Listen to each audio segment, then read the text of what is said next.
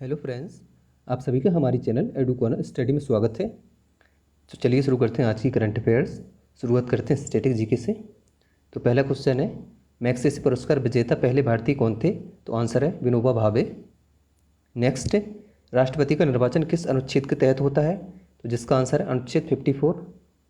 Next question, भूदान आंदोलन किसने शुरू किया था? आंसर है आचार्य विनोबा भावे ने। नेक्स्ट क्वेश्चन, कलिंग पुरस्कार किस क्षेत्र में दिया जाता है? आंसर विज्ञान के क्षेत्र में। अगला क्वेश्चन, बास्केटबॉल खेल में कितने खिलाड़ी होते हैं? तो आंसर है 5 खिलाड़ी। नेक्स्ट, भारत में सबसे पहला रेडियो प्रसारण कब हुआ था? तो आंसर 1927 ईस्वी में। नेक्स्ट क्वेश्चन, करंट अफेयर से, किस संगठन द्वारा 13 साल की मदुरई की लड़की नीथरा को goodwill ambassador to the poor चुना गया है? तो आंसर है UNADAP। मदुरई में एक सैलून मालिक की बेटी एम नीथरा को United Nations association for development and peace UNADAP के लिए goodwill ambassador to the poor के रूप में नियुक्त किया गया है। उस लड़की ने अपने पिता को लॉकडाउन के दौरान ज़रूरतमंदों को 5 लाख रुपए खर्च करने के लिए राज़ी कर लिया था, जो उसके पिता ने उसकी शिक्षा के लिए एकत्रित किए थे। UNADAP का फुल फॉर्म होता है United Nation association development and peace, जिसके एग्जीक्यूटिव डायरेक्टर हैं डोमिनिक डिक्सन और हेड ऑफ बोर्ड से गवर्नर्स हैं सेवियर फर्नांडीज। नेक्स्ट क्वेश्चन, उस व्यक्ति का नाम बताइए जिससे बाफ्टा के प्रथम भारतीय मूल के अध्यक्ष के रूप में नियुक्त किया गया था। आंसर है Krishnendu Majumdar. British academy of film and television arts BAFTA ने अगले 3 वर्षों के लिए हाफ द रिकॉर्ड के एमी विजेता टेलीविज़न निर्माता कृष्णेंदु मजूमदार को अपना अध्यक्ष नियुक्त किया। वह अपने 73 साल के इतिहास में यूनाइटेड किंगडम UK से प्रथम भारतीय मूल के अध्यक्ष बन गए। वह पिप्पा हैरिस की जगह लेंगे।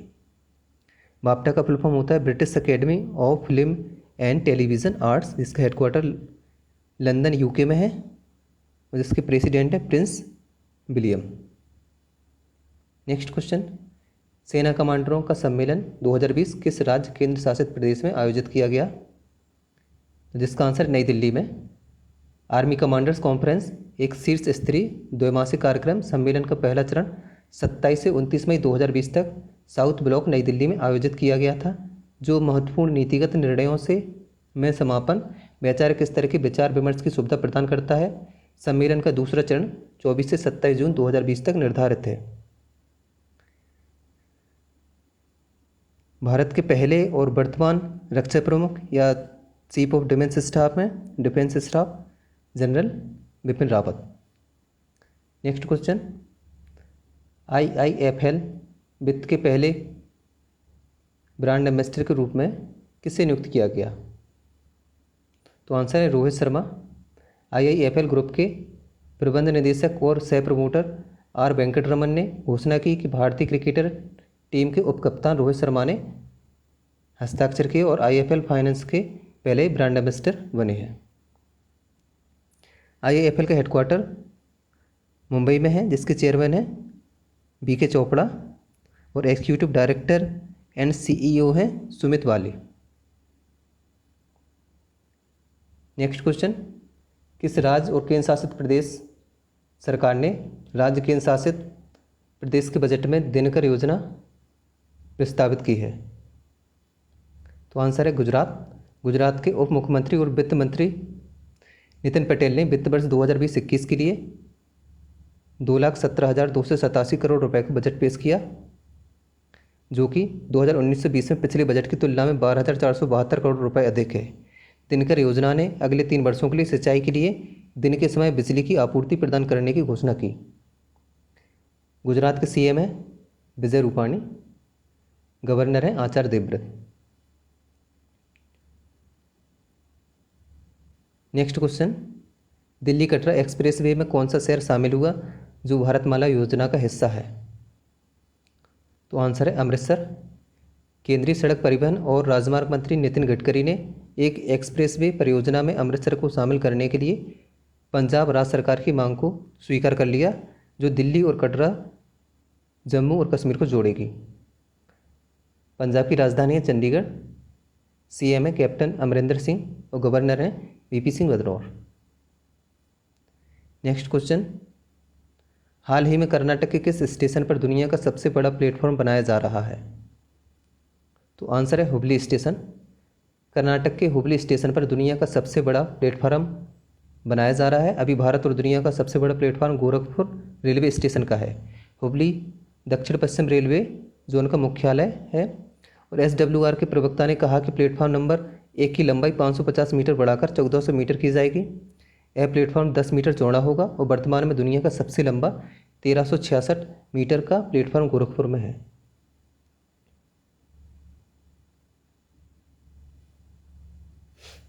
कर्नाटक की राजधानी है बेंगलोर। स्थापना 1 नवंबर 1956 में हुई थी। CM है BS येदियुरप्पा और गवर्नर है वाजुभाई वाला। नेक्स्ट क्वेश्चन, कन्नड़ फिल्मों में किस प्रसिद्ध अभिनेता का हृदय गति रुकने से बेंगलुरु के एक निजी अस्पताल में 39 साल की उम्र में निधन हो गया? तो आंसर है चिरंजीवी सर्जा। कन्नड़ एक्टर चिरंजीवी सर्जा का हाल ही में निधन हो गया है। चिरंजीवी सर्जा 39 वर्ष के थे। चिरंजीवी सर्जा कन्नड़ फिल्मों के फेमस एक्टर थे। वे एक्टर ध्रुव सर्जा के बड़े भाई थे। साउथ के एक्शन किंग कहे जाने वाले अर्जुन सर्जा उनके चाचा हैं। चिरंजीवी ने साल 2009 में कन्नड़ फिल्म वायुपुत्र से डेब्यू किया था। अपने कैरियर में उन्होंने कुल 22 कन्नड़ फिल्मों में काम किया है। नेक्स्ट, हाल ही में जावेद अख्तर ने गहन सोच, धर्मनिरपेक्षता तथा मानवीय मूल्यों के विकास में योगदान हेतु किस प्रतिष्ठित अवार्ड से सम्मानित किया गया है? तो आंसर है रिचर्ड डॉकिंस पुरस्कार। जावेद अख्तर इस पुरस्कार को पाने वाले पहले भारतीय हैं। इससे पहले बिल मेयर और क्रिस्टोफर हिचन्स को यह पुरस्कार मिल चुका है। रिचर्ड डॉकिंस पुरस्कार को साल 2003 से दिया जा रहा है, जो ब्रिटिश विकासवादी जीव विज्ञानी रिचर्ड डॉकिंस के नाम पर है। यह पुरस्कार उस व्यक्ति को दिया जाता है जो सार्वजनिक रूप से तर्कसंगत, धर्मनिरपेक्षता के मूल्यों और साइंटिफिक ट्रुथ को बनाए रखने की उद्घोषणा करता है।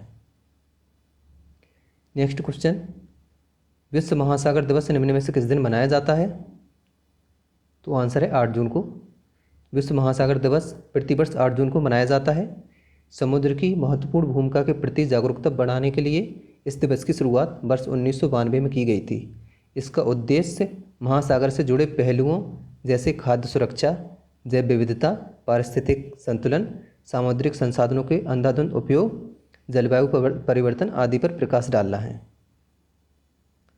नेक्स्ट क्वेश्चन, विश्व चैंपियनशिप में स्वर्ण पदक जीतने वाले अमेरिका के किस पहले पुरुष जिम्नास्ट का हाल ही में निधन हो गया है?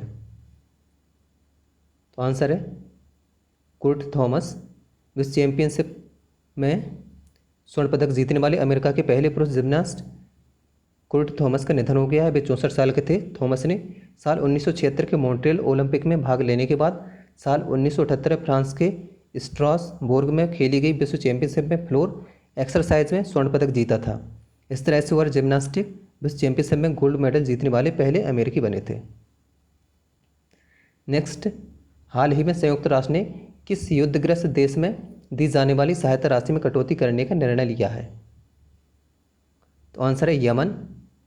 युद्धग्रस्त यमन में कार्यरत सहायता संगठनों ने ऐसे समय में यमन की सहायता राशि में कटौती करने का निर्णय पर हैरानी व्यक्त करते हुए इसे तत्काल जारी करने की अपील की है। यह निर्णय ऐसे समय में किया गया है जब यमन कोरोना वायरस व गृहयुद्ध जैसी दोहरी समस्याओं से जूझ रहा है। सहायता राशि में कटौती करने के निर्णय से यमन में चल रहे संयुक्त राष्ट्र संघ के 75% कार्यक्रम बंद हो सकते हैं या उनका परिचालन प्रभावित हो सकता है। यमन की राजधानी है साना। प्रेसिडेंट है अब्दुर्रब्बुह मंसूर हादी और PM है माइन अब्दुल मलिक सईद। करेंसी है रियाल। नेक्स्ट, हाल ही में गृह मंत्रालय ने सीमावर्ती क्षेत्र विकास कार्यक्रम बॉर्डर एरिया डेवलपमेंट प्रोग्राम के तहत किस देश से सटे सीमावर्ती क्षेत्रों को सुदृढ़ करने के लिए नए दिशा निर्देश जारी किए हैं? आंसर है चीन। वित्तीय वर्ष 2020-21 में सीमावर्ती क्षेत्र विकास कार्यक्रम हेतु 784 करोड़ रुपए आवंटित किए गए हैं। भारत और चीन के बीच हालिया घटनाक्रम के मद्देनज़र सीमावर्ती क्षेत्रों के बेहतर प्रबंधन के लिए बुनियादी ढांचे का निर्माण एक रणनीतिक कदम है। वित्तीय वर्ष 2019-20 में सीमावर्ती क्षेत्र विकास कार्यक्रम हेतु 825 करोड़ रुपए आवंटित किए गए थे। नेक्स्ट क्वेश्चन, किस राज्य सरकार ने कांत कवि लक्ष्मीकांत महापात्र के द्वारा रचित वंदे उत्कल जननी संगीत गान को 110 साल बाद राजगीत की मान्यता दी है? तो आंसर है ओडिशा। मुख्यमंत्री नवीन पटनायक की अध्यक्षता में आयोजित कैबिनेट ने इस गीत को सरकारी मान्यता देने के प्रस्ताव पर अपनी मुहर लगा दी है।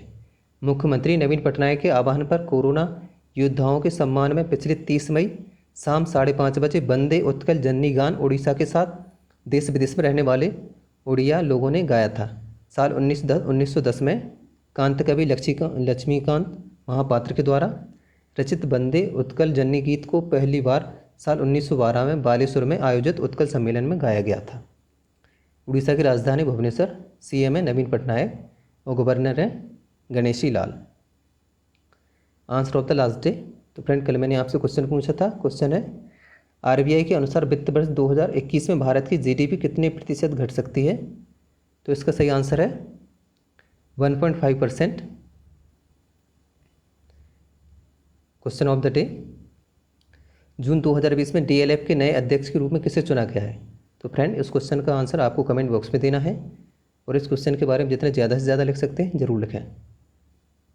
और फ्रेंड्स यदि आपको हमारा वीडियो पसंद आया तो वीडियो को लाइक करें, शेयर करें और कमेंट्स करें। और अगर अभी तक आपने हमारी चैनल को सब्सक्राइब नहीं किया है तो कृपया सब्सक्राइब कर लें और अपना सपोर्ट बनाए रखें। धन्यवाद।